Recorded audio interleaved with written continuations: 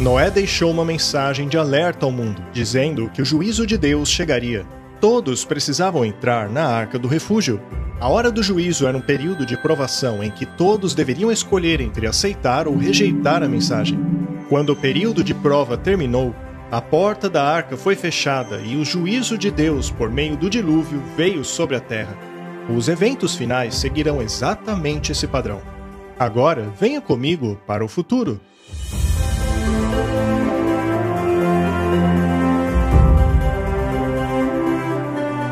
Meu nome é Jeff Wright. Eu caminho agora ao longo de uma linha do tempo do tamanho de um campo de futebol. Cada polegada deste campo representa um ano. Essa linha nos ajudará a compreender melhor os eventos proféticos. Até aqui nós vimos que uma profecia do livro de Daniel foi capaz de prever o ano exato em que teria início os dias de Noé para o tempo do fim. Vimos como a profecia dos 2.300 dias tiveram início no ano 457 a.C., e considerando que um dia profético equivale a um ano, sabemos que a profecia terminou 2.300 anos depois. Essa profecia atravessou o tempo de Jesus, chegando até o ano de 1844. Foi a partir deste ano que a primeira mensagem angélica voltou a anunciar que a hora do juízo de Deus havia chegado. No tempo de Noé, esse período de teste durou 120 anos. Em nosso tempo, porém, essa mensagem de advertência tem soado por mais de 170 anos. Assim como a mensagem de Noé se espalhou pela terra, hoje as 3 mensagens angélicas atingem todo o globo, alertando os seus moradores a entrarem na Arca da Aliança Eterna antes da execução do juízo final.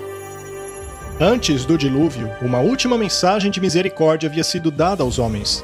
Com a arca pronta e suas portas abertas, todos deveriam fazer sua escolha, e é neste ponto que nos encontramos hoje. A segunda e terceira mensagens angélicas nos advertem sobre a última crise da Terra. Elas exigem que cada ser humano faça sua escolha, assim como foi nos dias de Noé.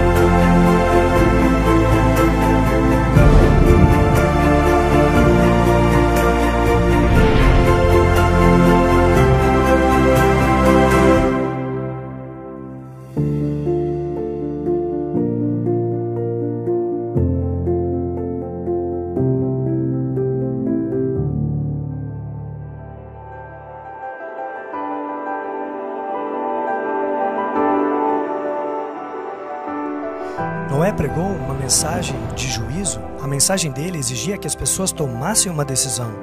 E, assim, ele foi um pregador da justiça. Ao promover a obediência à vontade de Deus e dizer que esta era a única maneira de salvar-se, ele estava condenando, por assim dizer, por contraste, as falsas religiões, mas é evidente que a maioria da população não estava contente com as exigências de Deus, então eles mesmos criaram seus deuses. Devido à proliferação mundial da falsa adoração e idolatria nos dias de Noé, os homens estavam prontos a rejeitar o convite de entrar na arca. Hoje, da mesma maneira, os inúmeros sistemas de falsa adoração estão preparando os homens para rejeitarem a aliança eterna mais uma vez. Porém, aqueles que desejam conhecer a verdade não serão enganados. Tanto o amor como a justiça de Deus traçam uma clara linha entre a verdade e o erro. Assim, todos têm luz suficiente para tomarem a decisão. Assim, o verdadeiro pesquisador da verdade tem condições de se desvencilhar do erro, mas aqueles que não quiserem, não terão desculpas. Foi pensando nisso que Deus nos enviou a segunda mensagem angélica.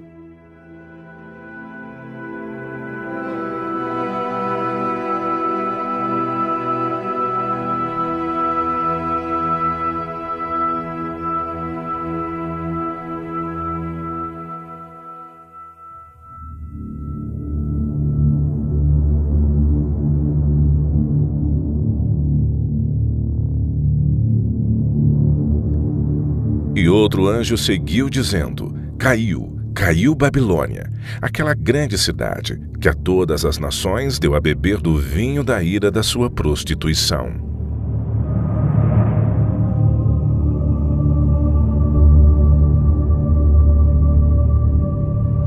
Mas o que significa o vinho? Nas Escrituras, o vinho simboliza falsas doutrinas. O vinho é escarnecedor, a bebida forte é alvoroçadora, e todo aquele que neles errar nunca será sábio. O efeito deste vinho é o engano, pois é o vinho fermentado, que leva as pessoas para longe da verdade. Então, encontraste a primeira mensagem angélica que apresenta a verdadeira doutrina? A Babilônia apresenta o vinho, ou seja, a falsa doutrina.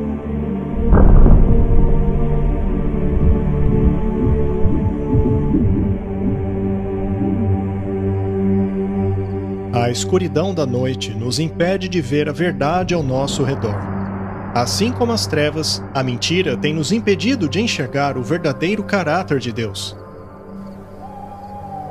Falsas ideias e doutrinas são como árvores que mudam de acordo com a estação. Elas balançam como vento e continuam a cair e a crescer há séculos. Só há uma maneira de afugentar as trevas. É somente com a luz.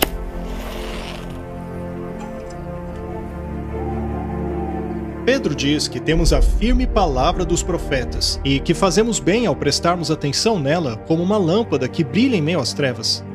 E é com a luz das profecias que identificaremos esse sistema chamado de Babilônia. O sistema da Babilônia é refletido por esta mulher de Apocalipse capítulo 17. E levou-me em espírito a um deserto, e vi uma mulher assentada sobre uma besta de cor escarlata. Estava cheia de nomes de blasfêmia e tinha 7 cabeças e 10 chifres. Os primeiros símbolos que nos ajudam a identificar Babilônia são a mulher, a besta e as 7 cabeças. A fim de compreendermos corretamente estes símbolos, é necessário permitirmos que a Bíblia os defina. Veja o que Deus tem a dizer sobre o símbolo profético da mulher. Eu assemelhei a filha de Sião a uma formosa e delicada mulher. Sião era o nome dado ao povo de Deus. Em Isaías lemos o seguinte: Diga a Sião, vós sois o meu povo. Portanto, no Antigo Testamento, Deus utilizava a mulher como símbolo para representar o seu povo. No Novo Testamento, a mulher também é utilizada como símbolo para representar a Igreja de Deus. Por isso deixará o homem seu pai e sua mãe e se unirá à sua mulher, e serão os dois uma só carne. Este é o mistério profundo. Refiro-me, porém, a Cristo e à Igreja. Há 2 mulheres no livro de Apocalipse. Há uma virgem vestida de branco, representando a Igreja de Deus, e a outra uma prostituta chamada de Babilônia. Ela representa uma falsa igreja, e é esta que se assenta sobre a besta. Se permitirmos à Bíblia explicar os seus próprios símbolos, devemos ir ao livro de Daniel para descobrir o que é a besta. A 4ª besta será um 4º reino sobre a terra. De acordo com Daniel, uma besta é símbolo de um reino ou nação. Uma vez que a Bíblia utiliza a mulher como símbolo de igreja e a besta como símbolo de uma nação, então o símbolo de uma mulher sentada sobre a besta é símbolo de uma igreja que controla uma nação. Ou seja, esta nação é uma mistura entre igreja e Estado. João também diz que essa besta tem 7 cabeças. A Bíblia nos diz o que significam essas cabeças apenas 6 versos depois. E aqui está a mente que tem sabedoria. As 7 cabeças são 7 montes sobre os quais a mulher se assenta. O fato desta mulher se sentar numa besta de 7 cabeças nos revela que esse poder político-religioso está localizado perto de 7 montes. João dá mais detalhes sobre ela. E a mulher estava vestida de púrpura e de escarlata, e adornada com ouro, pedras preciosas e pérolas, e tinha na sua mão um cálice de ouro cheio das abominações e imundícia da sua prostituição. Na sua testa estava escrito o nome mistério, a Grande Babilônia, mãe das prostituições e abominações da terra.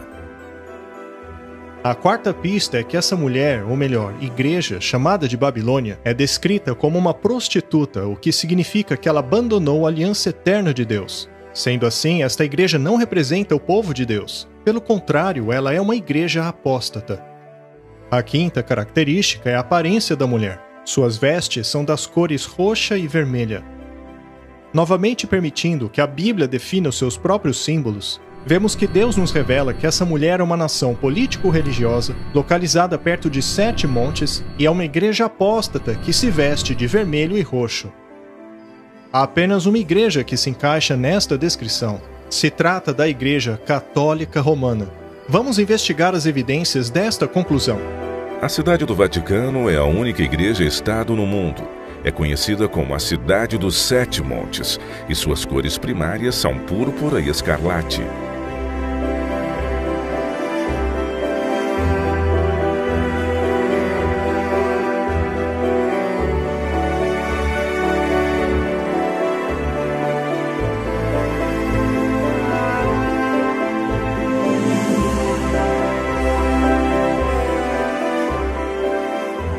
Durante a Reforma Protestante, muitos reformadores como Thomas Cranmer, John Wesley, William Tyndale, John Wycliffe, Philip Melanchthon, John Huss, Martin Luther e centenas de outros, todos concluíram que o papado é a prostituta Babilônia, mencionada em Apocalipse.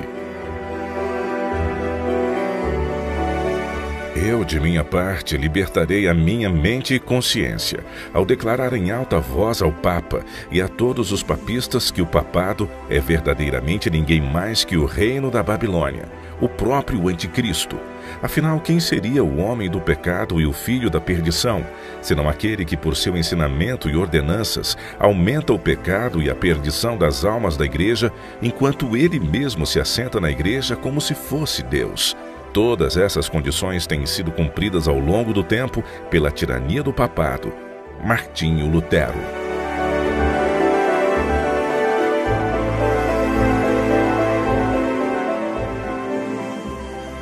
A segunda mensagem angélica alerta sobre o vinho da Babilônia e da influência intoxicante de suas falsas doutrinas que enganam o mundo todo. E sim, até mesmo o mundo cristão.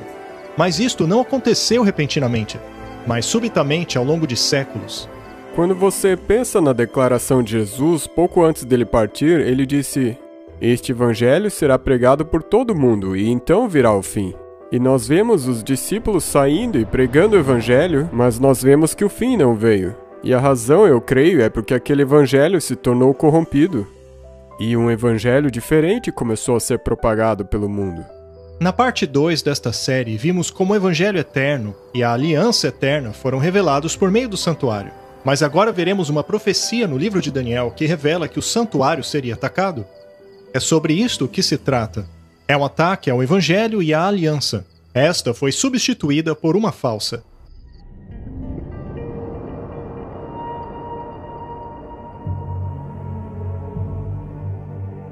Engrandeceu-se até contra o príncipe do exército, e por ele foi tirado o sacrifício contínuo, e o lugar do seu santuário foi lançado por terra, e um exército foi dado contra o sacrifício contínuo por causa da transgressão, e lançou a verdade por terra, e o fez e prosperou. Não resta dúvida ao se analisar a sequência do capítulo de que o chifre pequeno é o papado católico romano. A profecia de Daniel nos revela que o papado se engrandeceria e se exaltaria acima do príncipe do exército, que é Cristo. E por meio do papado, a verdade, representada pelo santuário e por Cristo, seriam lançados por terra. Ao invés de olharem para Cristo como sumo sacerdote no santuário celestial, as pessoas foram ensinadas a olharem para um sacerdote humano em um falso santuário.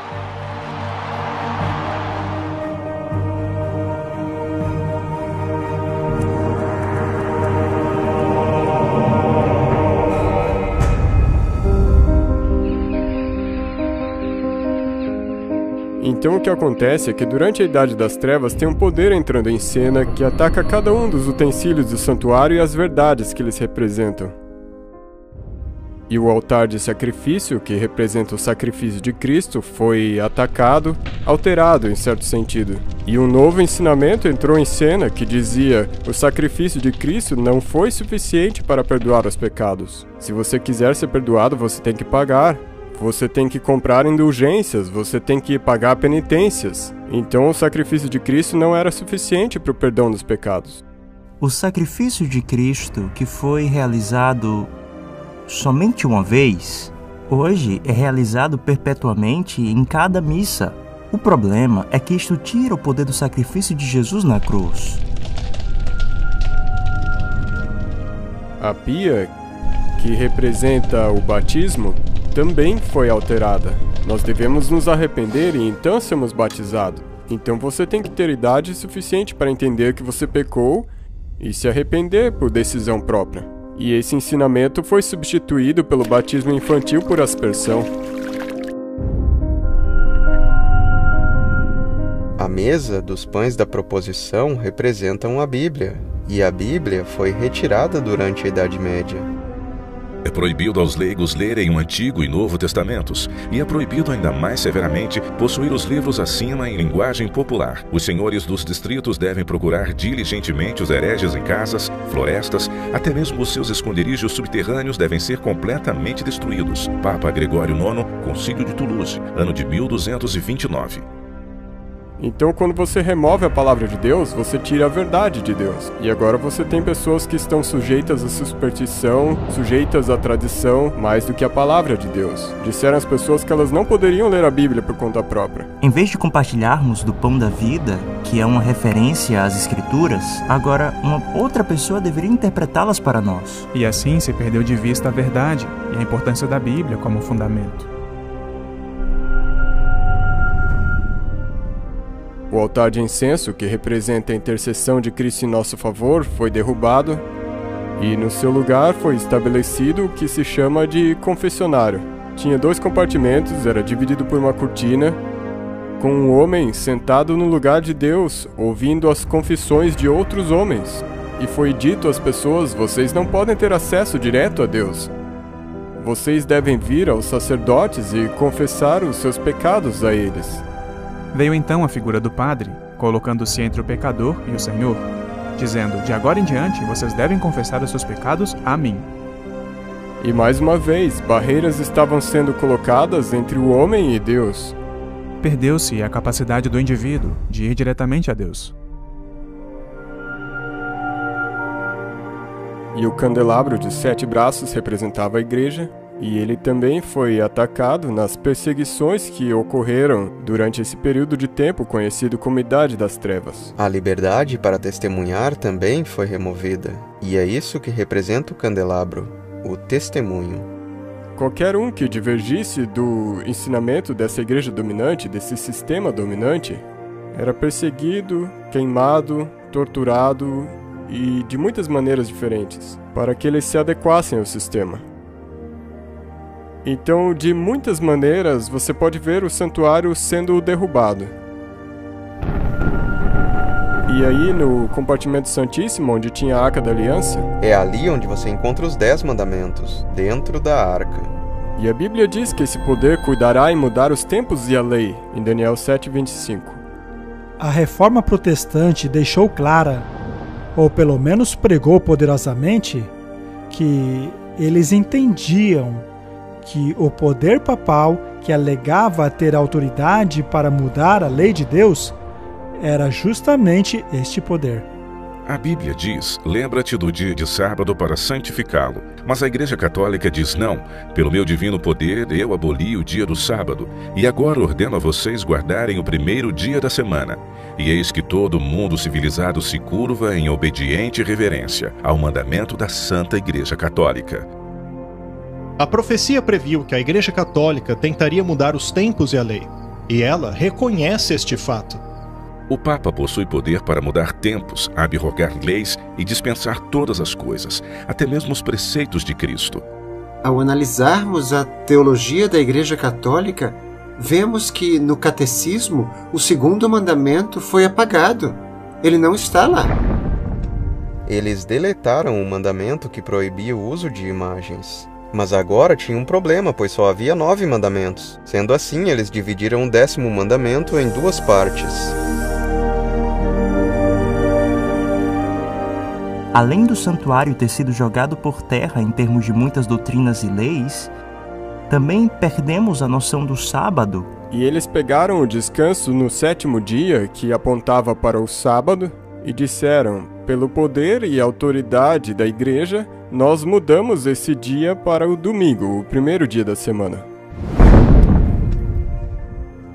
Salientando esta alteração do mandamento, um padre disse o seguinte em 1803: É bom lembrar os presbiterianos, batistas, metodistas e todos os outros cristãos que a Bíblia não apoia em nenhum lugar a sua observância do domingo. Domingo é uma instituição da Igreja Católica e todo aquele que guarda esse dia guarda o mandamento da Igreja Católica. A humanidade, que costumava entender que a guarda do sábado fazia parte da vida cristã no cristianismo primitivo, agora ouvia dizer que não. Agora, o sábado é o primeiro dia da semana. Esta mudança foi feita pela Igreja Católica Romana, pois ela alega possuir este poder.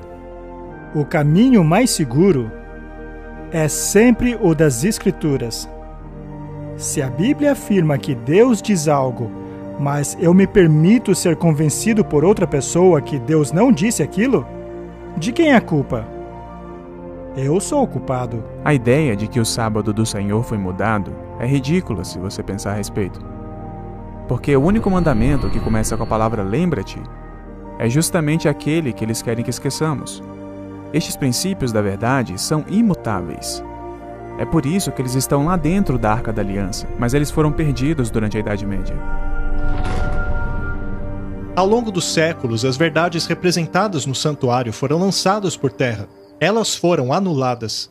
Isso porque a verdade do ministério de Jesus no santuário celestial foi substituído pelas falsas doutrinas da Igreja Católica.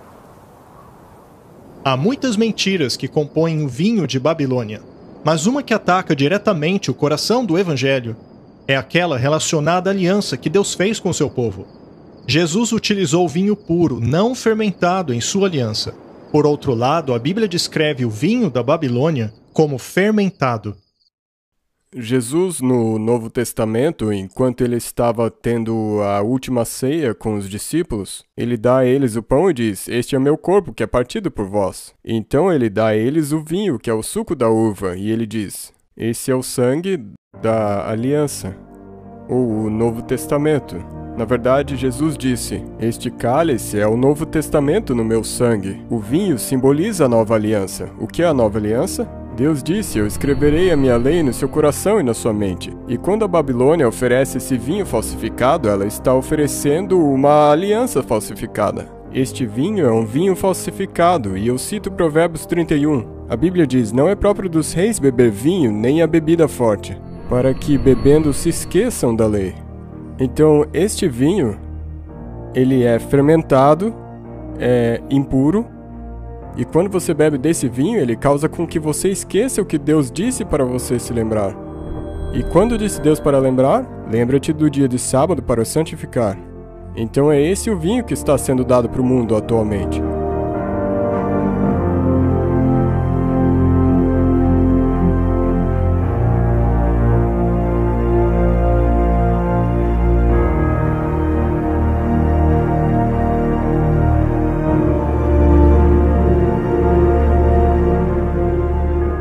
Assim, vemos que cada mobília do santuário, incluindo a lei de Deus, foram removidos. Então todas as coisas que a Bíblia disse que esse poder faria, eles fizeram no período previsto de tempo. Então aqui você tem uma destruição total das verdades representadas no santuário. Então, o santuário inteiro, desde a porta de entrada até o lugar santíssimo, tinha sido corrompido e precisava ser restaurado. A profecia de Daniel 8,14 nos diz: "Até 2.300 tardes e manhãs e o santuário será purificado." Num certo período de tempo, todas essas verdades que foram derrubadas por esse poder do pequeno chifre seriam finalmente restauradas. Portanto, todo o santuário foi jogado por terra e pisado por este homem do pecado, até chegar à Reforma Protestante. E durante um período de 500 anos, exatamente isso aconteceu. Deus começa a trazer diferentes movimentos a esse cenário que restaurariam cada um dos utensílios do santuário, quase século a século num período de 500 anos. Então temos John Wycliffe entrando em cena nos anos de 1300, ele traduziu a Bíblia na linguagem do povo e assim desencadeou a reforma. Martim Lutero nasceu nos anos de 1400, começou a fazer a reforma protestante nos anos de 1500, e ele, em essência, restaurou a verdade de que o sacrifício de Cristo é suficiente para o perdão dos pecados. Você não tem que pagar penitências. É pela fé no sacrifício que ele fez por nós que nós somos perdoados dos nossos pecados. John Calvino entra em cena nos anos 1500, funda o movimento presbiteriano. Calvino sentia muito o dever de orar, e ele escreveu bastante sobre a oração, e ele basicamente ensinou que você não precisa dos sacerdotes para ter acesso a Deus. Você pode ter acesso direto ao trono de Deus sem ninguém. E isso na época de 1600. John Smith e o Roger Williams se tornaram fundadores do movimento batista, e eles deram importância especial à restauração do verdadeiro modo de batismo. Você deve se arrepender e então ser batizado. Não é para ser aspergido. Ser submergido totalmente é um símbolo de ser sepultado totalmente e começar uma vida totalmente nova. Então o movimento batista restaurou o verdadeiro modo de batismo. E nos anos de 1700, nós temos John Wesley que entra em cena e ele é o fundador do movimento metodista. E ele nota especialmente a importância do ministério de evangelismo leigo. Vós sois a luz do mundo, resplandeça a vossa luz. E o movimento metodista incorporou todas essas coisas que os movimentos antes dele restauraram. E eles adicionaram esse elemento do evangelismo. Vós sois a luz do mundo, deixe a luz brilhar. E pelos anos de 1800 ainda tem um artigo do santuário a ser restaurado. É a Arca da Aliança, mais especificamente o sábado, no 7º dia. E foi nesse século que Deus trouxe em cena o movimento adventista do 7º dia, que focaria especialmente na lei de Deus e no mandamento que foi derrubado, que é o sábado no 7º dia. Então, basicamente, você tem duas profecias no livro de Daniel, uma dizendo que o santuário seria profanado e outra dizendo que o santuário seria purificado no fim dos 2.300 dias. E você vê que a história confirma isso nos mínimos detalhes. O fato de que esse evangelho eterno seria novamente pregado em 1844 simplesmente significa que todas as coisas que foram alteradas e derrubadas no Evangelho verdadeiro teriam sido restauradas até 1844, na mesma época que o Evangelho eterno foi totalmente restaurado e começou a ser pregado novamente. É nessa hora que o julgamento começa. E agora você tem essa mensagem sendo espalhada, é uma mensagem para os últimos tempos, e é uma mensagem que na verdade prepara o mundo para a volta de Cristo. Assim como Noé chamava as pessoas a saírem da multidão e entrarem na arca, Deus, nos últimos dias, está chamando as pessoas para fora dos enganos de Babilônia. E ouvi uma outra voz do céu dizendo: sai dela, povo meu, para não participarem dos pecados dela e nem recebam de suas pragas. Sai dela, povo meu. Você sai da falsidade e entra para a verdade. O povo de Deus dentro de Babilônia representa as igrejas que alegam servir ao Senhor. Do contrário, Deus não as chamaria de seu povo. Deus está convidando as pessoas para a verdadeira adoração. Nos dias de Noé, a mentalidade da maioria ridicularizava o plano de salvação. Eles se recusaram a entrar na arca. E no tempo do fim também é um caminho para a arca, pois existe a Arca da Aliança que aponta para a lei de Deus dentro do santuário. E quem rejeitaria a primeira, também rejeitará a segunda. Mas há muitos que estão sendo enganados. Há muitos que aceitam o erro por ignorância. Mas conforme Deus vai iluminando essas pessoas com o seu Espírito, à medida que passam a entender as verdades bíblicas, aí sim farão a escolha consciente e poderão sair do sistema que rejeita a vontade de Deus. Essas pessoas perceberão que o sábado, assim como a mensagem dos mandamentos de Deus, não é pregado pelas suas igrejas. Nelas não é pregado que a hora do juízo de Deus chegou. E ao constatarem que as suas igrejas não pregam a primeira mensagem angélica, elas finalmente decidiram sair.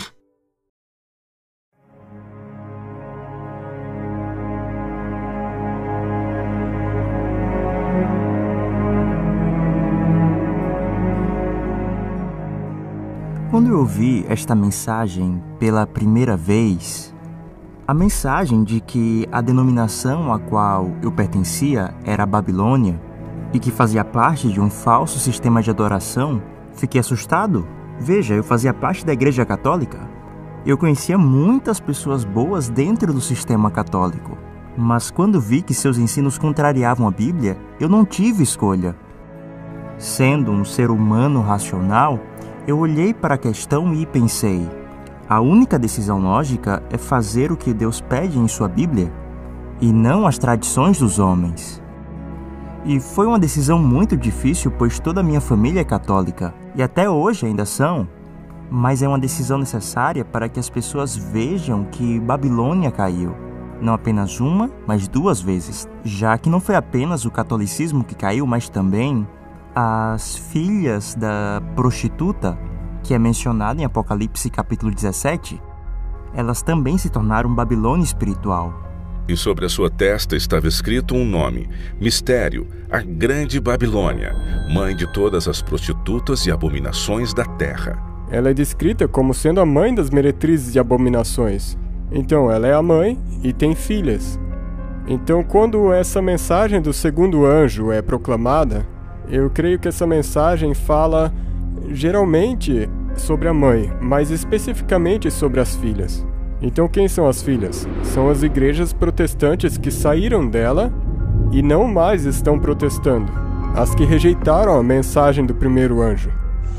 A segunda mensagem angélica nos diz claramente que devemos abandonar os sistemas religiosos nos quais a primeira mensagem angélica não está sendo praticada. As igrejas protestantes que viraram as suas costas para a mensagem do santuário, para a lei de Deus, para o sábado, é o que está sendo mostrado aqui. Caiu, caiu a grande Babilônia. E Apocalipse 18 diz: sai dela, povo meu. Então esse é um chamado para o povo de Deus que se encontra dentro desses sistemas decaídos, para que eles saiam deles. E estas religiões decaídas estão ensinando que existe algum outro caminho para o trono de Deus. Mas na verdade só existe um caminho para o trono de Deus. E esse caminho é o padrão dado a nós pelo santuário.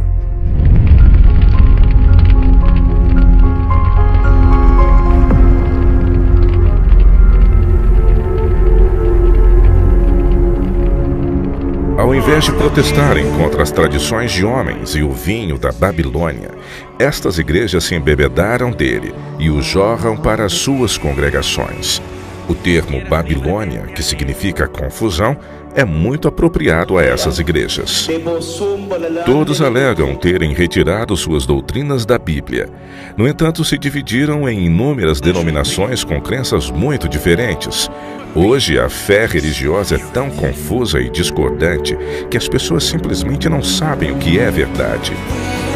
Apesar das trevas espirituais e alienação de Deus das igrejas que constituem Babilônia, verdadeiros cristãos ainda podem ser encontrados em meio a elas.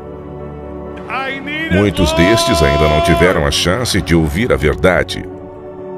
Não são poucos os que estão insatisfeitos com a situação atual e anseiam por uma pura luz. Eles procuram em vão a imagem de Cristo em suas igrejas. Conforme estas igrejas se afastam da verdade e se aliam cada vez mais ao mundo, a distância entre os dois grupos aumentará, resultando finalmente em separação.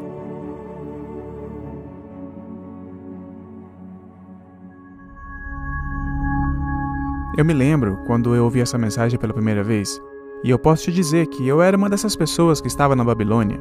Eu era um pagão. Mas quando eu fui a Jesus pela primeira vez, e eu me uni às típicas igrejas evangélicas, eu não sabia dessas coisas que estamos falando agora. E quando eu aprendi a verdade do sábado, e sobre a mensagem que nos chama a sair de Babilônia, foi muito difícil para mim, foi realmente doloroso.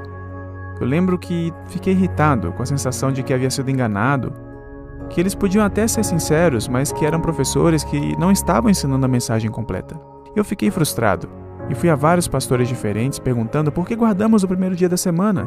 A Bíblia diz claramente que o sábado é o 7º dia. De cerca de 10 pastores com quem eu conversei, eu recebi umas 11 ou 12 respostas diferentes. Eles não concordavam entre si. Isso me convenceu de que havia algo errado. E em segundo lugar, não foi uma coisa fácil porque os meus amigos estavam todos nessas igrejas e eu tive que tomar uma decisão. Será que eu estou disposto a perder não apenas os amigos, mas também o trabalho. Eu tive que abrir mão de alguns empregos porque o sábado é sagrado, eu não podia trabalhar nesse dia. E então eu acabei passando por dificuldades por tomar essa decisão.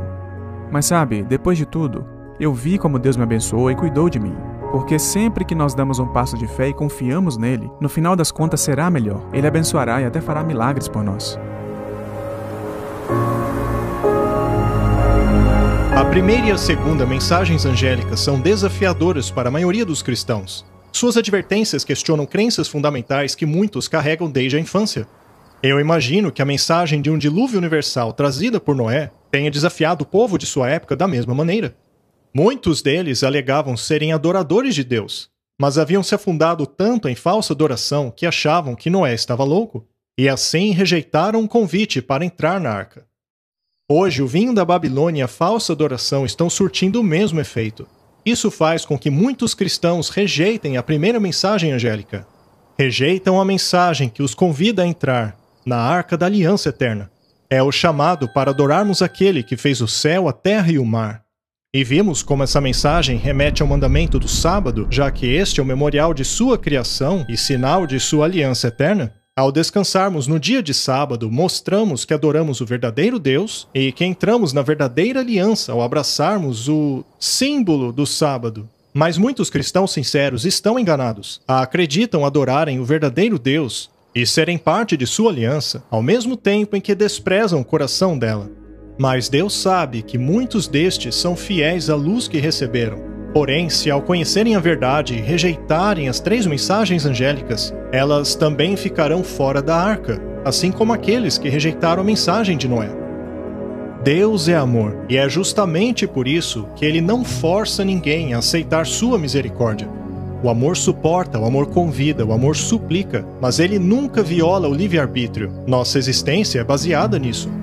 Deus se deleita naqueles que vão até ele, mas também respeita a decisão daqueles que não vão. Mas não é assim com o seu adversário. Ele utiliza todo tipo de arma, inclusive a coerção, para forçar a sua adoração e atingir os seus objetivos. Por séculos, Satanás tem preparado seus piores enganos para a batalha final. O amor, por outro lado, leva cada pessoa a tomar uma decisão inteligente de acordo com a sua vontade. E é para desmascarar o plano do inimigo que Deus envia a terceira mensagem angélica, para que todos tenham luz e ninguém precise ser enganado ao estarem no vale da decisão.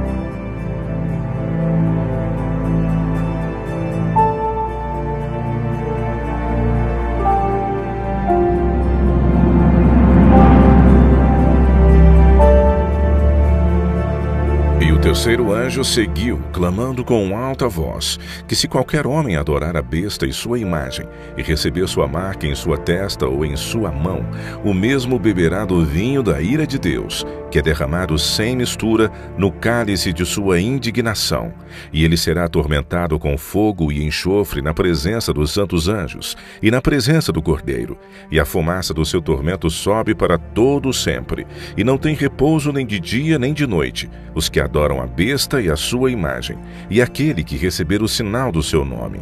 Aqui está a paciência dos santos, aqui estão os que guardam os mandamentos de Deus e a fé de Jesus.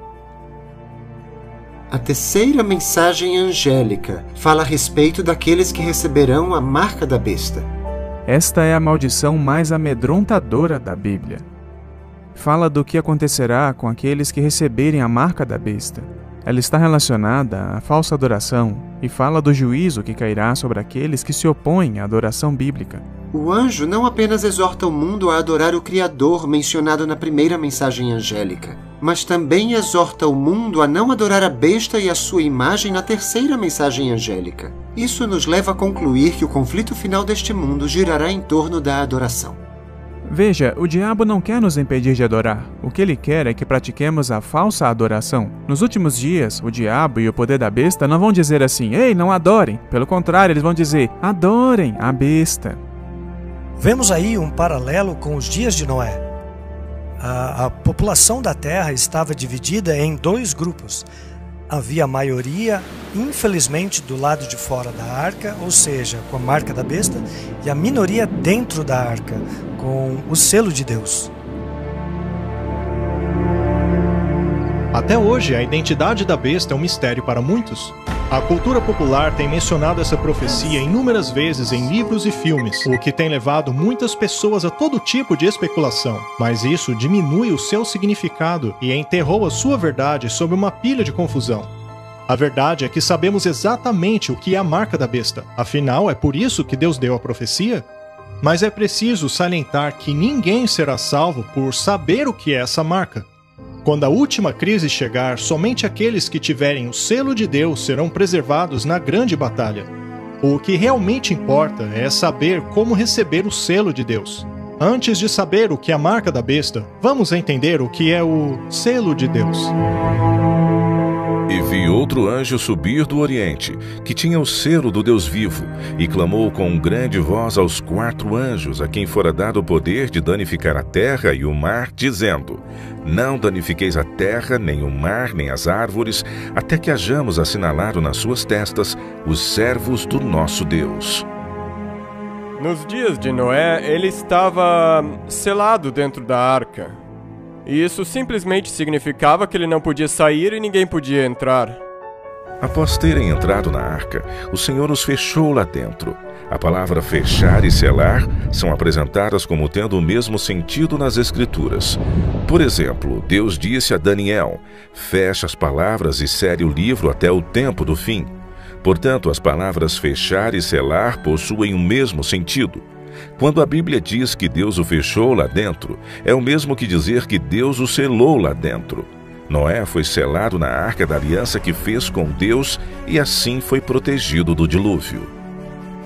Eles estavam selados internamente, estavam salvos do juízo que viria sobre toda a terra. Não há nenhum tempo de angústia que já houve sobre a terra comparado em intensidade àquele que o nosso mundo ainda experimentará. A fim de passarmos por esse período de extrema provação, o povo de Deus precisa ser selado antes. E o propósito do selo é, antes de qualquer coisa, identificar aqueles que pertencem a Deus, para que assim fique claro aos anjos quem eles deverão proteger neste tempo de angústia. Isaías capítulo 8, verso 16, fala a respeito de selar a lei entre os discípulos de Deus. Guarde o testemunho e sele a lei entre os meus discípulos. Vemos aqui que existe uma conexão entre o selo de Deus e a sua lei. Quando analisamos os selos da antiguidade, vemos que eles sempre exibiam 3 elementos. O primeiro era o nome da autoridade, como um rei, por exemplo. O segundo elemento era o seu título e, finalmente, a sua jurisdição. Um selo possui título, o nome e o território. Ao analisarmos os 10 mandamentos, constatamos que apenas o 4º declara Deus como o Criador, o nome e o território. Lá ele é apresentado como governante dos céus e da terra, ou seja, sua jurisdição. O selo de Deus está bem no mandamento do sábado. É algo único que identifica a quem adoramos.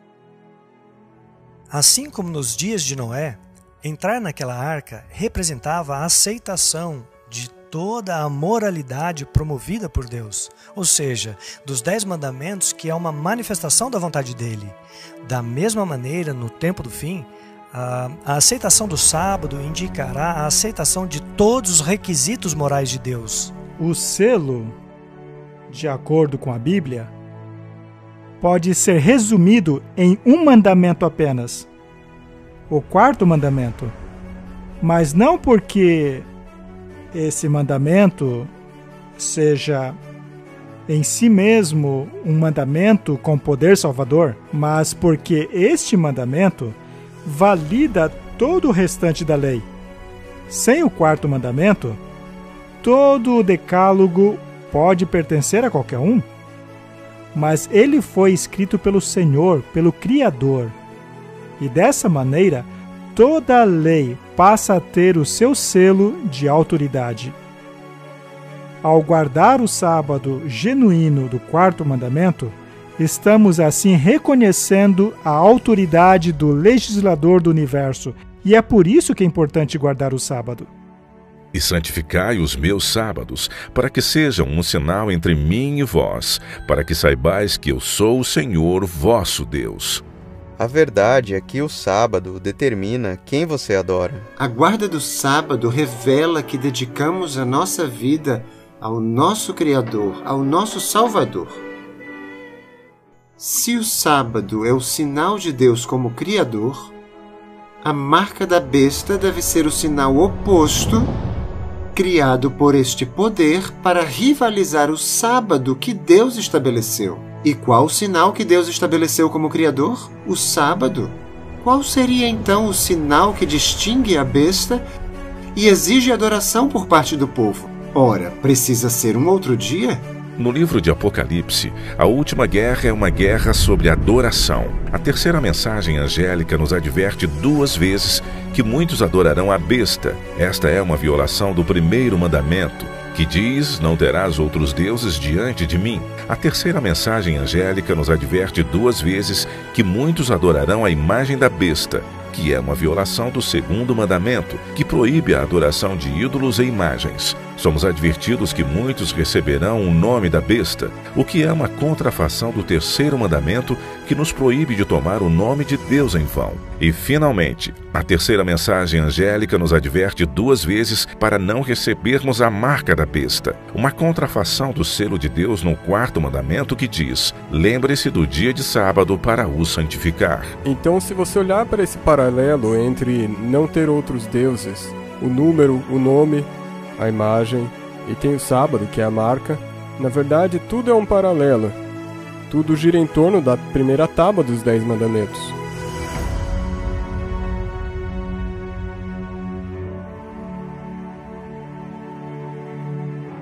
Quando a primeira mensagem angélica nos ordena adorarmos aquele que fez o céu, a terra e o mar, ela está apontando para a Arca da Aliança Eterna por meio da adoração ao Criador. A segunda mensagem angélica nos alerta contra os falsos sistemas de adoração que desviarão as pessoas da aliança. A terceira mensagem angélica alerta contra a besta, que tentaria impedir as pessoas de entrarem na aliança ao forçá-las a rejeitarem o sinal de adoração do Criador, e em seu lugar receberem o sinal de adoração à besta. Mas quem é a besta?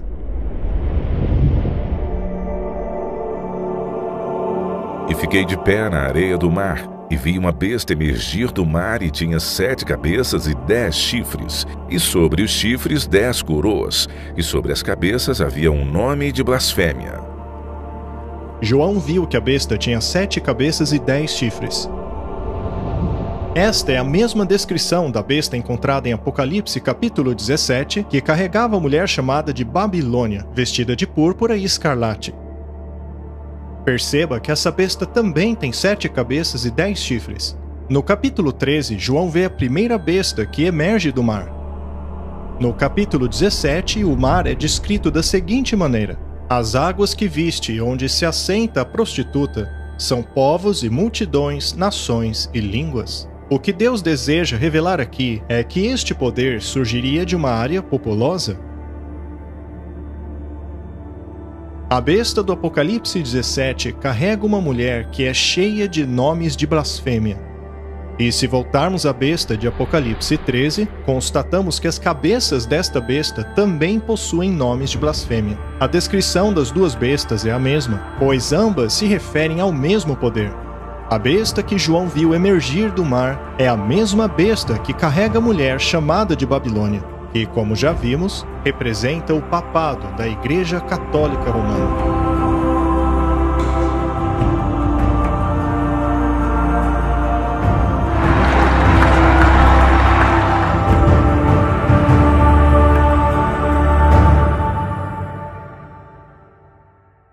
Eventualmente, depois de muito estudo a respeito da besta e tendo-se concluído que esta representava o papado e a Igreja Católica, vemos que ela faz uma alegação muito importante. Segundo ela possui a autoridade para mudar a lei de Deus. Isso mesmo, a autoridade de mudar aquilo que o próprio Deus determinou. Ela mudou o dia do quarto mandamento. Não mais o sábado, que é um sinal do poder criador de Deus, mas instituíram então o domingo. E é esse dia que a Igreja Católica alega ser a marca da sua autoridade. E no tempo do fim, essa será a marca da besta. Um arcebispo da Igreja Católica Romana disse o seguinte em 1562. Sendo assim, a autoridade da Igreja não deve se curvar à autoridade da Bíblia, pois a Igreja transferiu o sábado para o domingo não por ordem de Cristo, mas por sua própria autoridade. A Igreja Católica aponta para sua alteração da lei divina como prova de que sua autoridade está acima da Bíblia. Segundo ela, esta alteração é a marca de sua autoridade.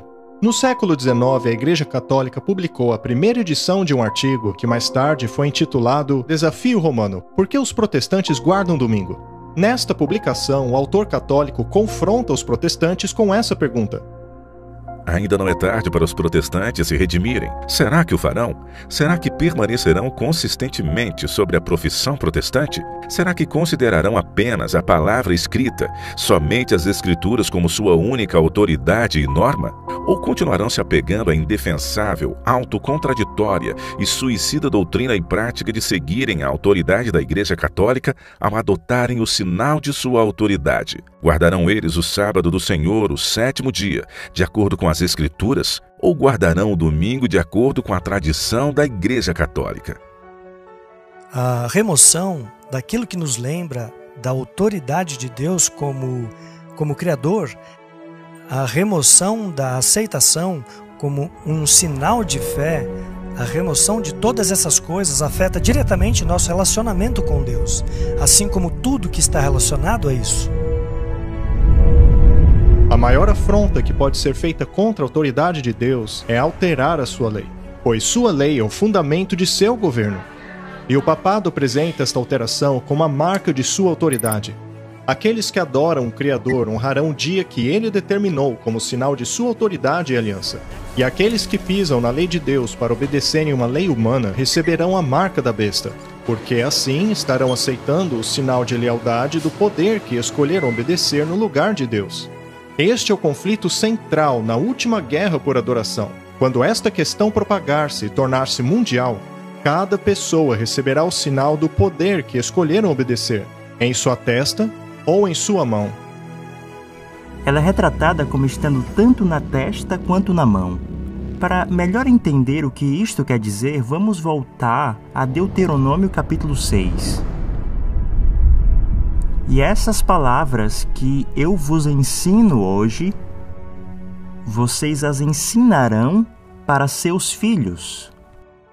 Também as atarás por sinal em tua mão, e te serão por frontais entre teus olhos. Primeiro precisamos compreender a que se referem estas palavras. Elas se referem aos mandamentos que foram dados no capítulo anterior. Em Êxodo, capítulo 13, verso 9, ele diz a mesma coisa. Deuteronômio 11 diz a mesma coisa. A lei de Deus deve ser um sinal na tua mão e entre os teus olhos. E isso dá um novo significado para a marca da besta. Tê-la como sinal na testa quer dizer que você fez um consentimento mental de não seguir a Cristo. Isto é um símbolo. Estar na mão significa as suas ações e na testa a sua fé, a sua adoração. E tanto faz na testa ou na mão. Ainda que você não aceite mentalmente, você pode agir de acordo com ela, dizendo, bem, eu não concordo com a marca, mas vou seguir para não sofrer as consequências. Está escrito que é na mão e na testa. Eles aceitaram a lei e a aliança da besta, em suas ações e em sua adoração. Nesta guerra por adoração, a besta tem um poderoso aliado. Após ver a primeira besta emergir do mar, João vê uma segunda besta, e nos diz que a segunda besta forçará o mundo todo a adorar a primeira besta. E vi uma outra besta surgindo da terra, e ela tinha 2 chifres como um cordeiro, e falava como um dragão, e exerce todo o poder da primeira besta na sua presença, e faz que a terra e os que nela habitam adorem a primeira besta, cuja ferida mortal fora curada. Isto significa que ela fará uso da força. Nesta profecia, a segunda besta forçará o mundo a adorar a primeira besta.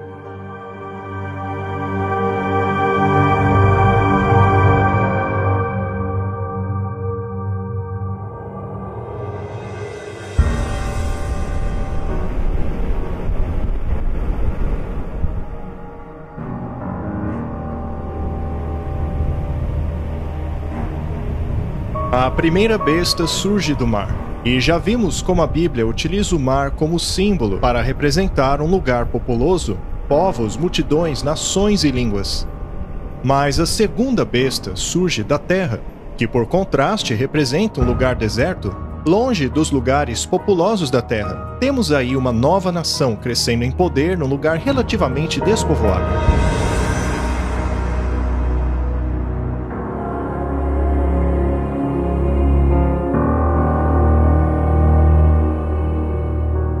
Além disso, esta besta possui 2 chifres como cordeiro. Ao longo da Bíblia, o cordeiro representa Jesus, o Cordeiro de Deus. O fato da segunda besta possuir 2 chifres como cordeiro nos leva a procurar por uma nação cristã crescendo em poder num lugar relativamente despovoado. Há uma nação que se enquadra perfeitamente neste perfil, e não é por coincidência que também é conhecida como a nação mais poderosa e influente do mundo, os Estados Unidos da América. Os fundadores desta nova nação professavam crer no Deus da Bíblia quando declararam o seguinte: defendemos que estas verdades são autoevidentes, de que todos os homens são criados iguais e que foram dotados por seu Criador de certos direitos inalienáveis, estando entre eles a vida, liberdade e a busca pela felicidade. Além de professar a crença em um Criador, a primeira emenda da Constituição dos Estados Unidos da América garante tanto a liberdade civil como religiosa. Ela diz assim: o Congresso não fará lei estabelecendo religião ou proibindo o livre exercício da mesma, a fim de evitar a perseguição e tolerância religiosa que tomou conta da Europa por tantos séculos. O governo dessa nova nação foi estruturado de forma a impedir que a Igreja governasse o Estado e de que o Estado governasse a Igreja. Jesus disse: dai a César aquilo que é de César e dai a Deus aquilo que é de Deus. Estes princípios cristãos escritos nos documentos fundadores dos Estados Unidos foram o segredo de seu sucesso. Milhões fugiram para a América para adorarem de acordo com os ditames de sua própria consciência. Mas a Bíblia diz que isto mudaria. Quando João viu essa besta saindo da terra, ele disse que ela era como um cordeiro, mas que falava como um dragão. E no próximo verso vemos que esta besta, ou seja, os Estados Unidos, faria com que toda a terra e aqueles que habitam nela adorassem a primeira besta.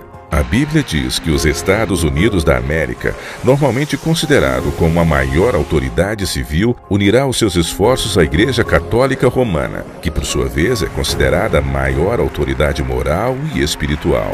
Uma besta representando a Igreja e a outra representando o Estado se unirão e pisotearão as liberdades civis e religiosas sobre as quais os Estados Unidos foram fundados.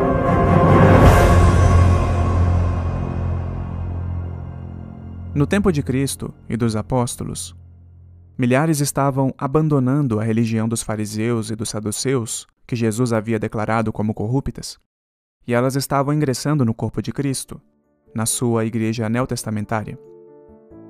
Os líderes religiosos então recorreram ao poder político para persegui-los. É por isso que o rei Herodes, em Atos capítulo 12, aprisionou Pedro e matou Tiago. A igreja estava recorrendo ao poder político para perseguir o povo de Deus. E a história se repetirá. Isso aconteceu na Idade Média, quando o poder da besta apelou ao Estado para perseguir, aprisionar e matar aqueles que não concordavam e nem obedeciam às ordens da igreja. E vai acontecer de novo. Nós veremos a história se repetir nos últimos dias, sem dúvida alguma. Probably we should be debating a bill requiring every American to attend a church of their choice on Sunday to see if we can get back to having a moral rebirth. Yeah, we're talking about State Senator Sylvia Allen, and she thinks the nation is suffering from a moral decay. A questão do sábado será debatido em todo o planeta, por meio do rádio, da televisão todos falarão a respeito da controvérsia sobre o sábado. Deus é um Deus justo. Portanto, essa mensagem a respeito de 2 sistemas de adoração de 2 sábados, o sábado bíblico do 7º dia e o sábado do restante do planeta, serão debatidos em todo lugar, pela mídia, pela imprensa e por vários grupos diferentes. Essa questão ficará clara para todos. The Christians have said they changed it. No, you're wrong. The Christians changed it. Let me give you proof of it. In the 1st century of Christian creed in 6 days, and the 7th was a day of rest. Now the 1st day, the Sunday, which was, by the way, borrowed by the Romans and the Greeks. A clear amendment. What's wrong with that? Os pecados de Babilônia serão denunciados, escancarados. As pessoas perceberão que a Babilônia são as igrejas. As igrejas que têm ensinado falsas doutrinas. Eles indagarão seus padres e pastores, perguntando: isso tudo é verdade? Por que não nos disseram antes? Eles questionarão se tudo isso é verdade. Infelizmente, a maioria dos líderes farão de tudo para manter os membros enredados em seus enganos, dizendo paz e segurança, não se preocupem. Muitos, porém, não se contentarão. Grande número de pessoas ouvirão a mensagem e abraçarão a verdade. Eles se manterão firmes, ainda que isto custe muito para eles. Eles passarão por dificuldades e perseguição, mas finalmente se separarão de Babilônia. Muitos abandonarão suas igrejas denominacionais, mas os líderes religiosos não ficarão satisfeitos com isso. Eles farão tudo o que puderem para combater a mensagem da verdade. Esses líderes de igrejas protestantes acabarão se unindo ao poder do Estado e assim formarão uma imagem da besta. E provavelmente haverá um grande tumulto financeiro no mundo, também desastres naturais. E eles dirão: todas essas calamidades estão acontecendo porque este pessoal aqui não está obedecendo. Eles estão seguindo suas próprias ideias bíblicas. E daí eles irão apelar ao poder do Estado.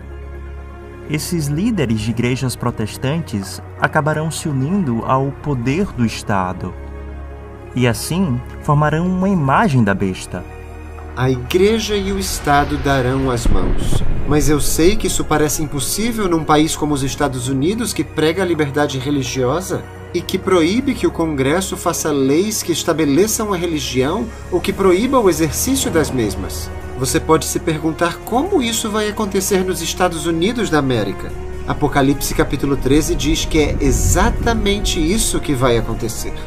E faz grandes maravilhas, de maneira que até fogo faz descer do céu a terra à vista dos homens, e engana os que habitam na terra com sinais que lhe foi permitido que fizesse em presença da besta, dizendo aos que habitam na terra que fizessem uma imagem à besta que recebera a ferida da espada e contudo revivera. Quando é dito que os Estados Unidos dirão ao mundo para fazer uma imagem à besta, significa que devem emular o sistema do papado unindo a igreja e o Estado. As principais igrejas dos Estados Unidos se unirão em pontos comuns de doutrina e influenciarão o Estado a impor os seus pontos de vista. Os líderes religiosos dos Estados Unidos farão grande pressão para a aprovação do decreto dominical. Os governos serão inundados com pedidos para uma legislação que assegure o domingo como dia de adoração.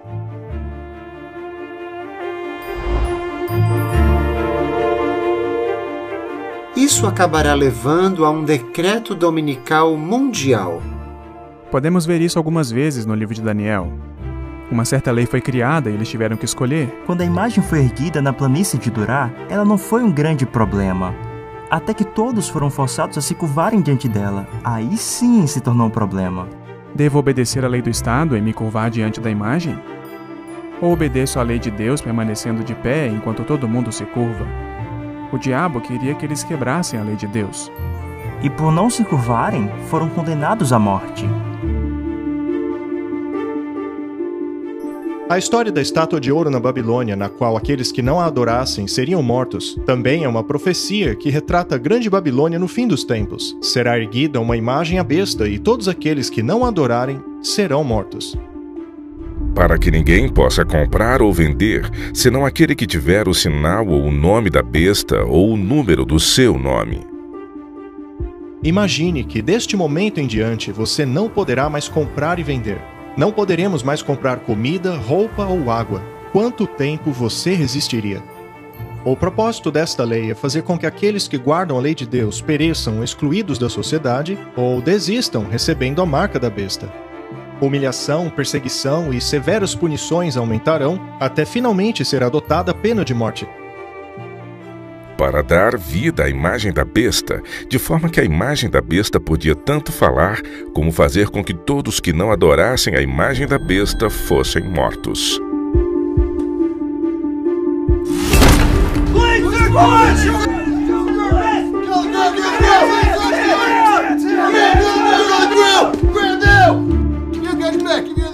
Qualquer um que não obedeça a esta lei do Estado, instigada pela Igreja, será perseguido. A pressão política será exercida de maneira tal que acionarão a polícia e o exército para perseguirem aqueles que se mantêm firmes nas verdades bíblicas. Muitos, antes do fim do tempo de graça, perderão suas vidas. Outros serão aprisionados. O erro e o engano tomará conta de todo o planeta.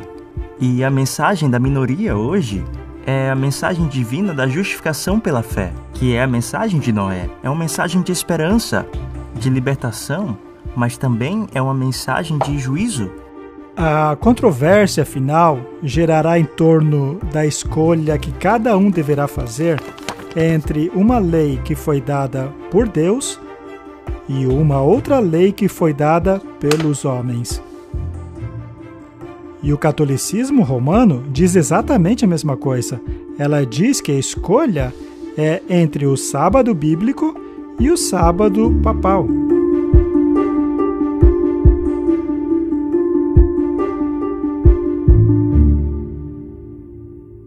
Ninguém possui ainda a marca da besta. Será apenas quando um decreto for imposto por lei que homens e mulheres receberão a marca do poder que escolheram obedecer. Antes de prosseguirmos, eu gostaria de considerar 3 princípios por trás desta controvérsia.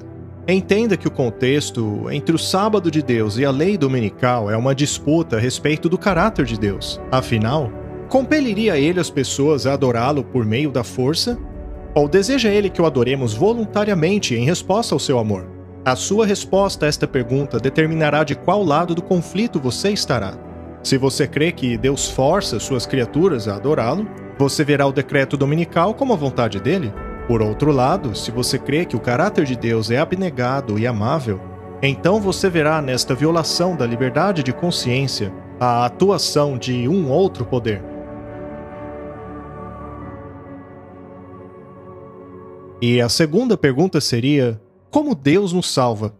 A ideia de que podemos aplacar a ira de Deus e dar um fim às calamidades pela estrita imposição de um dia de adoração é a aplicação do princípio de que o homem pode salvar-se por meio de suas obras. Por outro lado, se crermos na promessa da aliança de Deus de que Ele opera nossa salvação, nós entraremos em seu descanso guardando o sábado do 7º dia, que nos foi dado como sinal de que reconhecemos que Ele é o nosso Salvador. O terceiro princípio é o da demonstração. É na crise que o nosso caráter é revelado, e quando a última crise tomar conta do mundo, todos manifestarão o caráter que desenvolveram. Um grupo revelará o caráter abnegado de Deus ao sacrificar suas vidas para ajudar outros, enquanto que o outro grupo revelará o caráter egoísta do adversário ao sacrificarem a vida de outros a fim de salvarem as suas. Estes são os princípios por trás do conflito que envolverá todos nós. Agora você entende porque sua compreensão a respeito do caráter de Deus e de seu plano da salvação certamente influenciará a sua escolha entre a marca da besta ou o selo de Deus.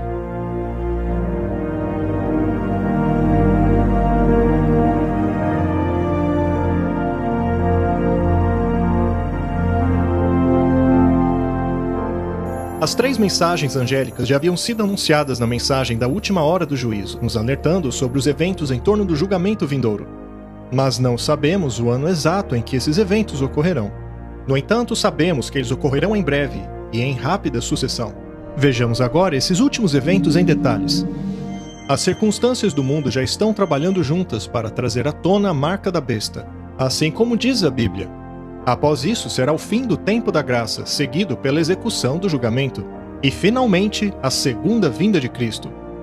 Nos dias de Noé, o mundo inteiro estava no vale da decisão, mas depois que todos fizeram a sua escolha entre aceitar ou rejeitar o refúgio da arca, a porta da misericórdia fechou. O tempo para decidir havia acabado. Todos haviam feito a sua escolha entre aceitar ou rejeitar o convite da aliança eterna. E muito em breve, a porta fechará novamente, para sempre.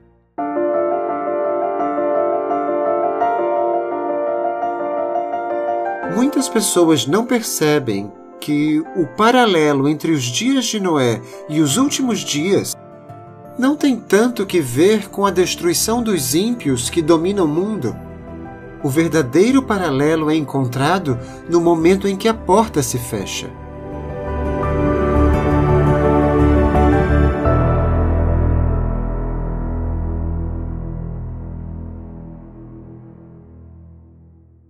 Nós, humanos, simplesmente não entendemos a paciência e a longanimidade de Deus.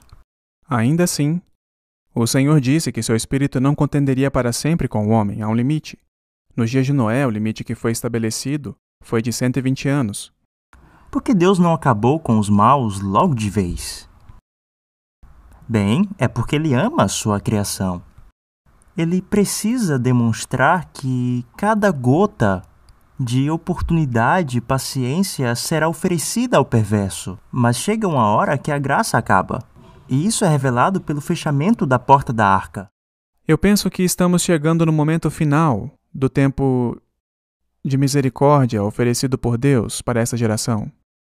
Hoje, a mensagem de Noé está sendo pregada na forma das 3 mensagens angélicas. Mas vai chegar uma hora em que essa mensagem não será mais pregada. Os ímpios se perderam não quando começou a chover, mas quando a porta se fechou. Noé foi salvo, ele estava selado. Mas quem havia ficado do lado de fora estava perdido. Mas as pessoas não sabiam. Eles viram a porta fechar, mas zombaram de Noé, sem nem perceber que para eles a salvação havia acabado. O período de graça havia acabado. Ainda assim, a humanidade continuava a sua rotina sobre a terra. Da mesma maneira, no tempo do fim, haverá um período em que o tempo da graça já haverá acabado. Mas a humanidade continuará vivendo sobre a terra. O julgamento já está finalizado. Um julgamento foi feito de que nações, pessoas seriam destruídas, mas a execução desse julgamento ainda não foi realizada. E é isso que vai acontecer no fim dos tempos. Muitos creem que o convite à salvação terminará depois que Jesus voltar, mas o fechamento da porta nos dias de Noé mostra que isso não é verdade. O convite à salvação cessará antes da volta de Cristo. Lemos isso em Apocalipse capítulo 22. Aquele que é injusto, que continue a ser injusto. Aquele que é imundo, que continue a ser imundo. E aquele que é justo, que continue sendo justo. E aquele que é santo, que continue a ser santo. E sabemos que este verso é anterior à volta de Jesus, porque a próxima frase diz: E eis que venho logo. Quando aquele momento chegar, a paciência de Deus já verá se esgotado, assim como nos tempos de Noé. Portanto, não devemos nos preparar para a segunda vinda de Cristo em si. Nós devemos nos preparar para o fim do tempo de graça. Esse é o ponto-chave.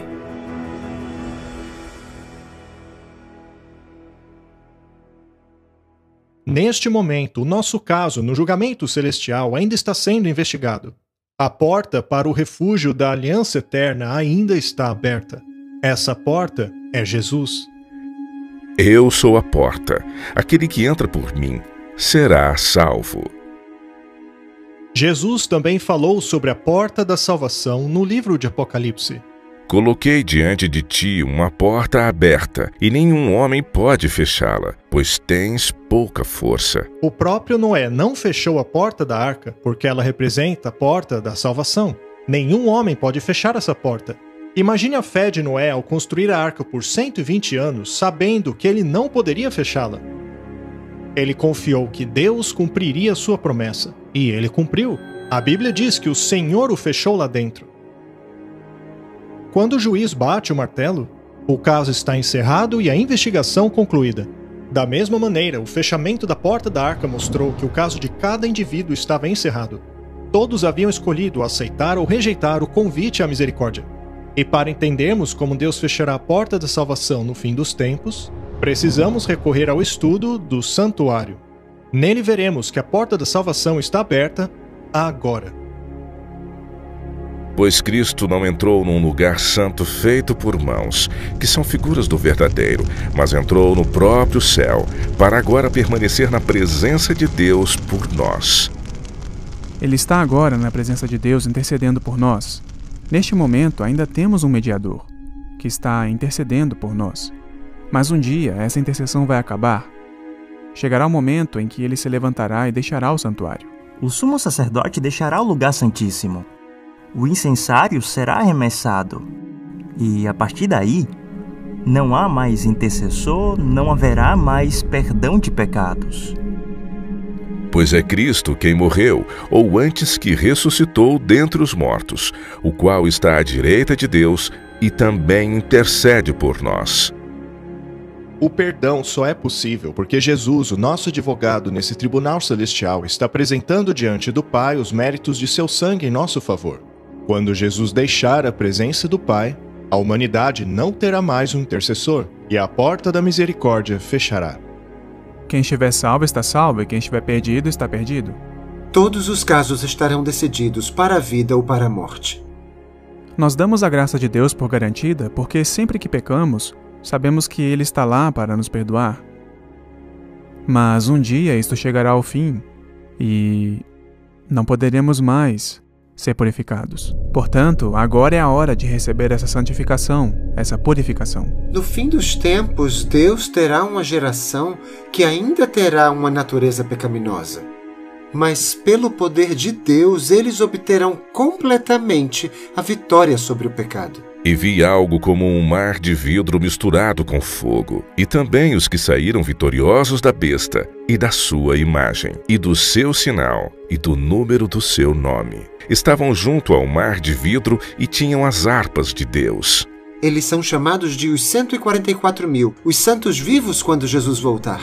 Este grupo terá desenvolvido um caráter assim como o que Cristo desenvolveu. Ou seja, eles terão desenvolvido um caráter de vitória sobre o pecado.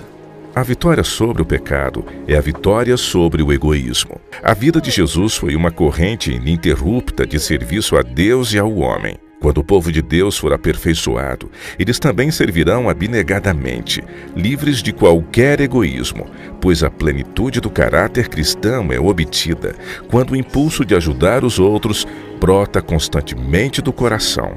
Este é o caráter que o povo de Deus desenvolverá.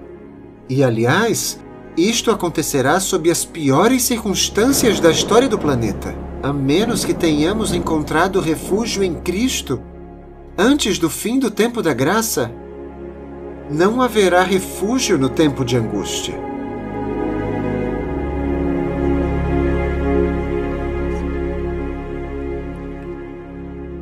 A Bíblia diz que Satanás é o acusador dos irmãos. Por outro lado, Jesus é o nosso advogado diante do Pai. Mas Jesus não pode terminar seu trabalho de intercessão e alegar que sobre a terra há uma geração de santos cheia do seu espírito, capaz de permanecer diante de Deus sem um intercessor. Portanto, agora mesmo, Jesus está cumprindo as promessas de sua aliança, trabalhando naqueles que o permitem. Havendo confessado seus pecados a Jesus, receberam perdão, e pelo poder dele, seus caráteres estão sendo santificados. Assim eles serão capazes, pelo poder de Deus, a não pecarem durante o tempo de angústia, quando não houver um intercessor no santuário celestial.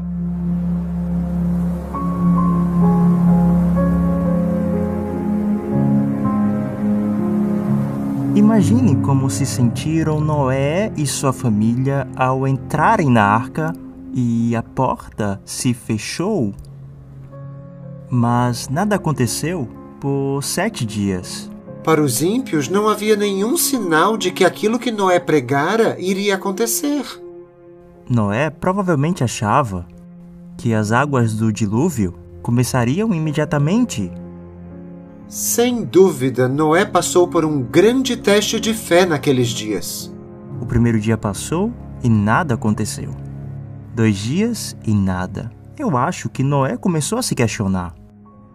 Ele deve ter se perguntado se talvez pudesse estar errado. Mas depois de 7 dias, o juízo finalmente chegou e será assim o fim do mundo.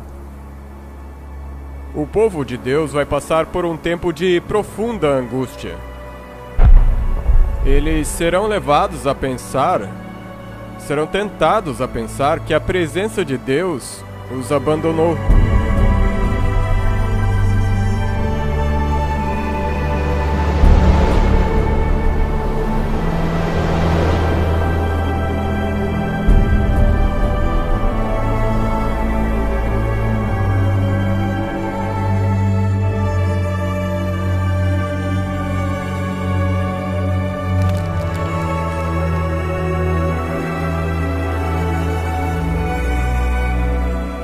Por causa de todo o caos e por causa dos próprios pecados deles, que eles podem olhar para trás na vida e relembrar: olhem, minha vida, ela não foi o que deveria ter sido.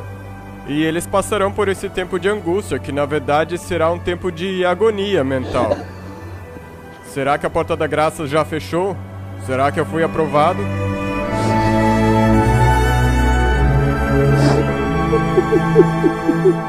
Quando exatamente a porta da graça fecha, ninguém sabe. Quando as pragas começarem a cair, saberemos que acabou o tempo da graça. Assim como nos dias de Noé, haverá uma grande pregação. Uma pregação que dividirá os homens em 2 grupos. Depois a porta se fechará. Então haverá um período em que a fé daqueles que entraram na arca será testada, e aqueles que ficaram de fora acharão que a pregação de Noé estava errada. Mas aí virá a destruição.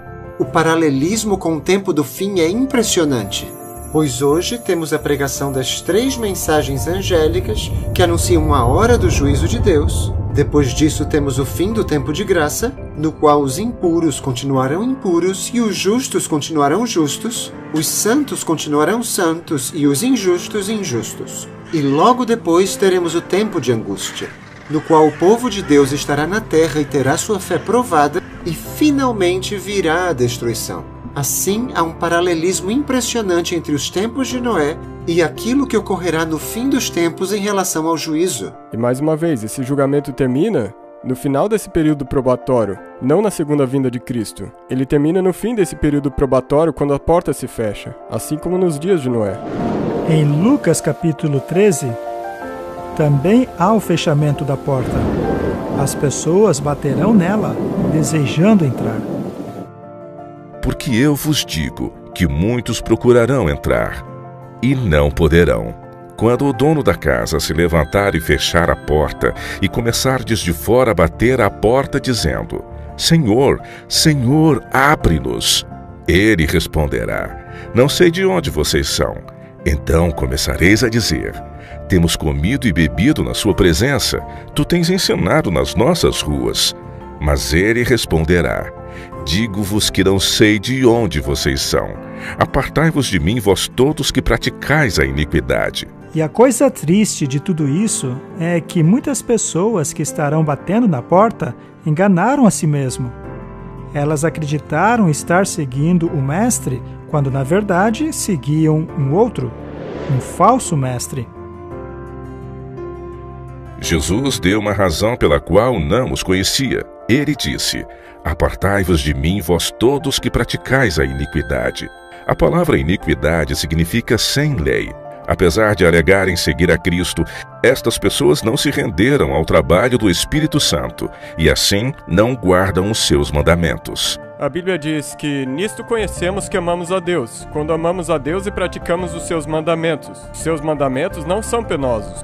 Em 1 de João é dito que aquele que diz que o conhece, mas não guarda os seus mandamentos é um mentiroso e a verdade não está nele. Portanto, somente dizer que é um cristão como muitos fazem hoje não é o suficiente.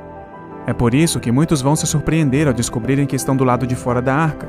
Eles dirão, Senhor, Senhor. Mas ele dirá, para longe de mim, eu não vos conheço. Essa será a situação dos últimos dias. As pessoas pensarão que uma aparência de religião, de alguma forma, pode substituir a verdadeira pureza e santidade.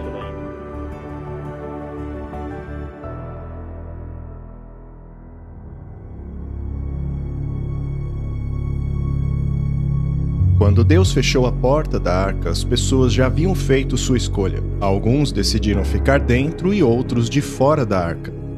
Cada indivíduo escolheu o seu próprio destino. Foi somente após a decisão de cada um que a porta foi fechada e a execução do julgamento teve início com a queda da chuva. Choveu por 40 dias, e a Bíblia diz que todas as fontes do abismo, fontes no plural mesmo, todas elas estouraram, ou seja, foi um evento catastrófico.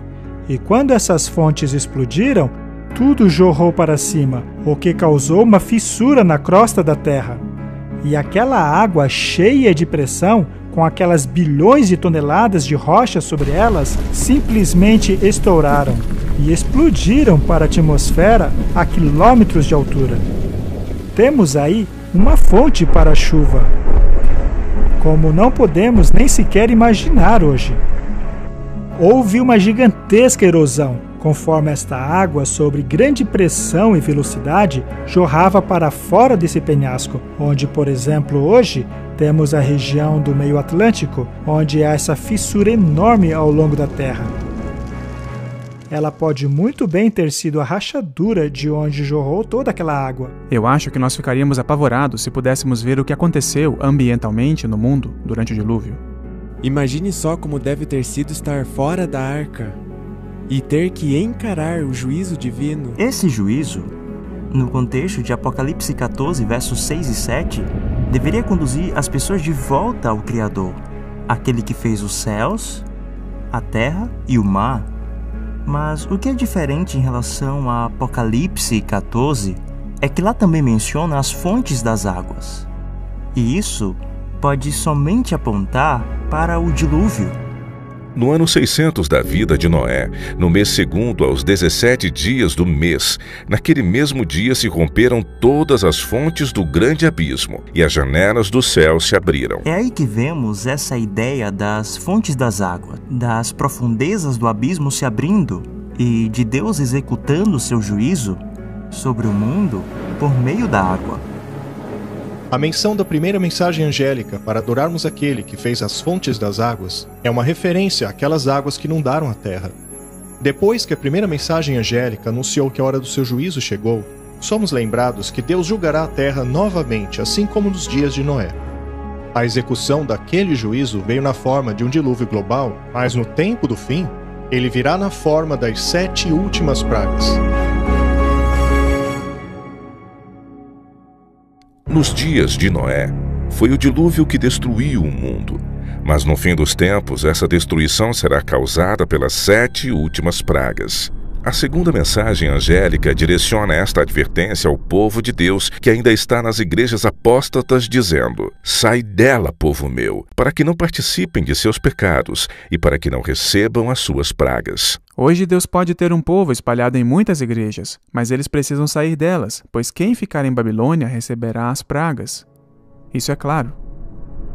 A terceira mensagem angélica também nos alerta sobre essas pragas. Ela diz: qualquer um que adorar a besta e a sua imagem e receber o sinal em sua testa ou mão, também este beberá do vinho da ira de Deus, que se deitou não misturado no cálice da sua ira. E a ira de Deus, de acordo com a Bíblia, é definida no próximo capítulo como sendo as 7 últimas pragas. E vi outro grande e admirável sinal no céu, 7 anjos que tinham as 7 últimas pragas, porque nelas é consumida a ira de Deus. As pragas são, na verdade, o derramamento da ira de Deus sem nenhuma gota de misericórdia. E não sou eu quem diz isso, a própria Bíblia o diz. será o pior momento da história da Terra. Deus é longânimo, mas quando a humanidade atingir o limite de sua paciência, as pragas cairão. E Davi, no livro de Salmos, nos diz qual é esse limite. Já é tempo de agires, Senhor, pois eles tornaram a tua lei nula. Na crise da marca da besta, a humanidade aprovará uma lei que forçará as pessoas a quebrarem a lei de Deus. Será neste tempo que Deus intervirá, assim como fez no Egito. O faraó fez uma lei. Ele disse a Moisés: "Você, Moisés, faz o povo descansar." Shabat, em hebraico. Ou seja, você, Moisés, faz o povo guardar o sábado. Ora, volte ao trabalho. Então o faraó fez uma lei anti-sábado. E a consequência imediata a esta lei foram as pragas.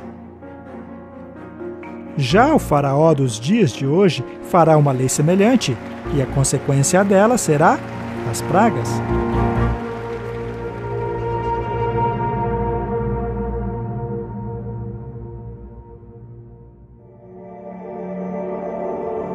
A graça terminou. Todo mundo tomou a sua decisão.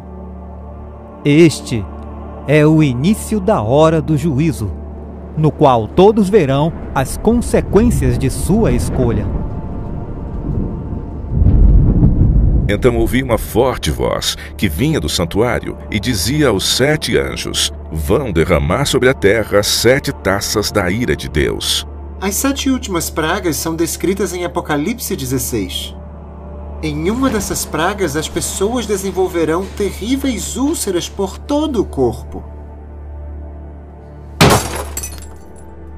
E o primeiro anjo foi, derramou sua taça pela terra, e abriram-se feridas malignas e dolorosas naqueles que tinham a marca da besta e adoravam a sua imagem. O oceano se transformará em sangue, e tudo o que estiver vivo nos mares morrerá. E o segundo anjo derramou sua taça no mar, e este se transformou em sangue, como de um morto, e morreu toda criatura que vivia no mar. O terceiro anjo derramou a sua taça nos rios e nas fontes, e eles se transformaram em sangue. As fontes de águas e os rios também se transformarão em sangue.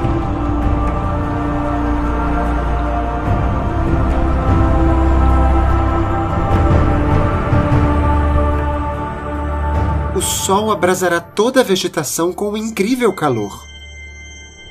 E o quarto anjo derramou a sua taça no sol, e foi dado poder ao sol para queimar os homens com fogo, e estes foram queimados pelo forte calor e amaldiçoaram o nome de Deus, que tem domínio sobre essas pragas. Contudo, se recusaram a arrepender-se e glorificá-lo. E o quinto anjo derramou sua taça sobre o trono da besta, cujo reino ficou em trevas. De tanta agonia, os homens mordiam a própria língua e blasfemavam contra o Deus dos céus por causa das suas dores e das suas feridas. Ainda assim, se recusaram a arrepender-se de seus atos. O sexto anjo derramou sua taça sobre o grande rio Eufrates, e secaram-se as suas águas para que fosse preparado o caminho para os reis que vêm do Oriente. Na sexta praga, o secamento do rio Eufrates significa que as multidões tirarão o seu apoio dos líderes religiosos. Na verdade, elas se voltarão contra eles, e eu saliento que isso só vai ocorrer depois do fim do tempo de graça. As pessoas se convencerão de que foram enganadas. Estamos perdidos, dizem elas. Vocês são os culpados disso. E assim se voltarão contra os falsos pastores. Haverá derramamento de sangue por toda parte. As pessoas estarão vivas quando acabar o tempo de graça. As pragas cairão sobre elas. E isso vai acontecer antes que Jesus retorne nas nuvens do céu. Sabemos que Jesus ainda não terá voltado logo após o envio da sexta praga, porque entre a sexta e a sétima praga ele diz: eis que venho como um ladrão. E o sétimo anjo derramou sua taça no ar, e do santuário saiu uma forte voz que vinha do trono dizendo: está feito. Houve relâmpagos, vozes, trovões e um forte terremoto. Nunca havia ocorrido um terremoto tão forte como esse desde que existe homem sobre a terra. E caíram sobre os homens vindas do céu pedras enormes de granizo, de cerca de 35 quilos cada. E eles blasfemaram contra Deus por causa do granizo, pois a praga era muito terrível.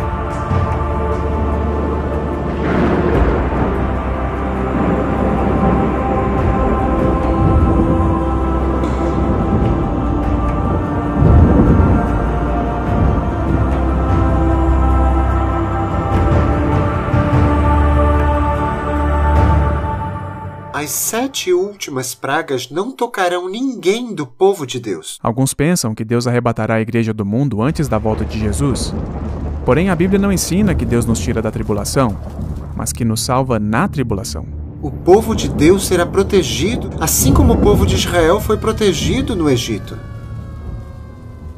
Deus não retirou Israel do Egito antigo antes das pragas caírem, mas ele os protegeu durante as pragas. Uma vez que isto é uma tipologia, o mesmo deve acontecer no tempo do fim. O povo de Deus estará aqui quando as pragas caírem. Todos eles possuem um selo de Deus em suas testas. Assim, quando as pragas caírem, eles ficarão de pé. Eles passarão por meio das pragas. Deus os salvará em meio às pragas, assim como salvou Noé e sua família que estavam selados em meio ao dilúvio. Assim vemos um paralelismo entre Gênesis e Apocalipse. Será o pior momento na história do mundo. Será um momento em que somente a proteção divina guardará o seu povo. Este há de triunfar em meio a este período. O Salmo 91 será um conforto durante esse tempo. 1000 cairão ao teu lado e 10.000 à tua direita, mas tu não serás atingido. Somente com os teus olhos contemplarás e verás a recompensa dos ímpios, porque tu, ó Senhor, és o meu refúgio. No Altíssimo fizeste a tua habitação. Nenhum mal te sucederá, nem praga alguma chegará à sua tenda, porque aos seus anjos dará ordem ao teu respeito, para te guardarem em todos os teus caminhos. Eles te sustentarão nas suas mãos, para que não tropeces com teu pé em pedra. Eles terão desenvolvido um caráter refinado por meio de um íntimo relacionamento com Cristo. E como resultado disso, Cristo colocará seu selo sobre eles, para sustentá-los no tempo de angústia. E também para revelar aos anjos quem terá sua proteção neste tempo de prova. A arca foi o meio utilizado por Deus para cumprir a promessa de sua aliança e mostrar misericórdia a Noé. Assim, a arca do tempo do fim será o meio pelo qual Deus cumprirá a sua promessa de mostrar misericórdia àqueles que aceitaram fazer parte de sua aliança eterna. E é somente através do sangue de Jesus que fazemos parte dela. Deus comissionará os seus santos anjos para protegerem aqueles que entraram em sua aliança. Estes terão a proteção divina durante as pragas. Este será o último derramamento da fúria divina sobre o mundo que tem rejeitado sua misericórdia, rejeitado sua lei e a sua justiça. E ao rejeitar a misericórdia de Deus, o que mais você pode fazer quando você diz, eu não preciso perdão para isso?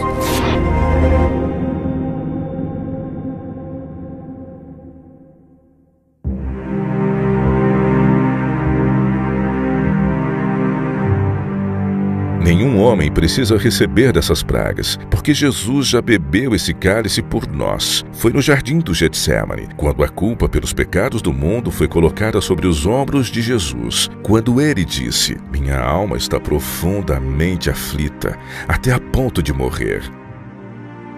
Então, após dar alguns passos, ele cai no chão e ora, ó meu Pai, se possível, passa de mim esse cálice. Contudo, não seja feita a minha vontade, mas a sua. O cálice desta ira e a separação de seu Pai por nossa causa quebrou o coração do Filho de Deus. E por ter sofrido a ira de Deus em nosso lugar, a Bíblia diz, nós seremos salvos da ira por meio dele. Porque Deus não nos destinou para a ira, mas para recebermos a salvação por meio de nosso Senhor Jesus Cristo. O mundo zombou e ridicularizou a mensagem de Noé, mas isso tudo cessou com a chegada da chuva. Quando as pragas começarem a cair, as pessoas entenderão que rejeitaram a verdade. Então agora é a hora de dar ouvidos e de se preparar.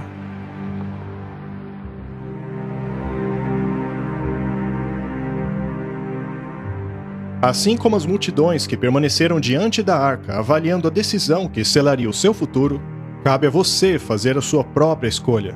Aceitará você a mensagem de Noé por meio das 3 mensagens angélicas? Entrará você na arca da aliança eterna por meio do descanso no 7º dia, observando assim o sinal da aliança? Será você um dos que guardam os mandamentos de Deus e a fé de Jesus? Ou estará entre aqueles que guardam os mandamentos dos homens?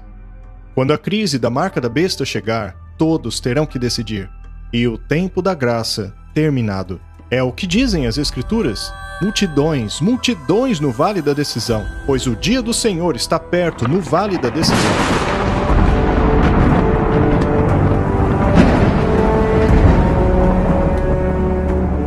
O próximo evento após a 7ª praga é a bendita esperança, a gloriosa vinda do nosso Deus e Salvador Jesus Cristo. Por séculos os cristãos têm falado nela, têm sonhado e aguardado ansiosamente pelo dia em que verão face a face aquele que morreu para redimi-los. Mas e você? Você estará pronto para encontrá-lo?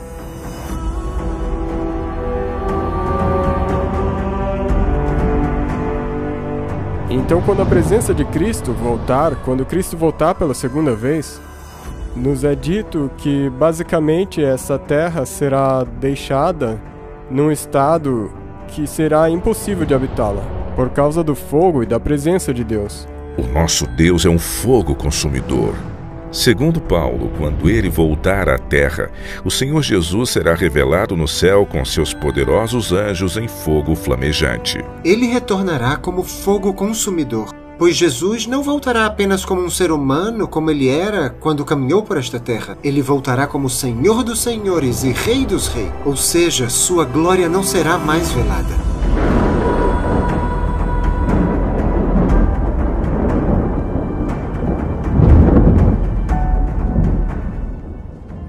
Impressionado com a visão da volta de Jesus, Isaías escreveu: Quem de nós habitará com o fogo devorador? Quem de nós habitará com a chama eterna? Esta é uma pergunta que todos devemos responder enquanto nos preparamos para o fogo consumidor da presença de Jesus. Mas após Isaías perguntar quem pode habitar entre o fogo consumidor, ele mesmo responde sua pergunta dizendo: aquele que anda retamente.